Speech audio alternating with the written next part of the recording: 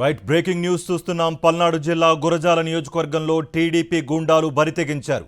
దాచేపల్లి మండలం రామాపురంలో వైఎస్ఆర్సీపీ కార్యకర్త పిడుగు వీరారెడ్డిపై టీడీపీ గూండాలు కర్రలు ఇనుపరాడ్లతో దాడి చేశారు.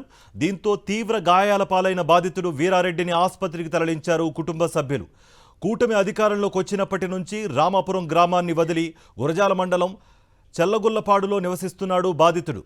అయితే తనపై కక్ష పెంచుకున్న టీడీపీ గూండాలు మాట్లాడుకుందామని నమ్మకంగా పిలిచి దాడి చేశారని బాధితుడు ఆవేదన వ్యక్తం చేశాడు.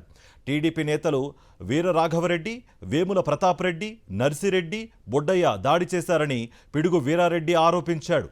పల్నాడు జిల్లా గురజాల నియోజకవర్గంలో టీడీపీ గూండాలు బరితెగించారు. దాచేపల్లి మండలం రామాపురంలో వైఎస్ఆర్సీపీ కార్యకర్త పిడుగు వీరారెడ్డిపై టీడీపీ గూండాలు కర్రలు ఇనపరాడ్లతో దాడి చేశారు. దీంతో తీవ్ర గాయాల పాలైన బాధితుడు వీరారెడ్డిని ఆసుపత్రికి తరలించారు కుటుంబ సభ్యులు.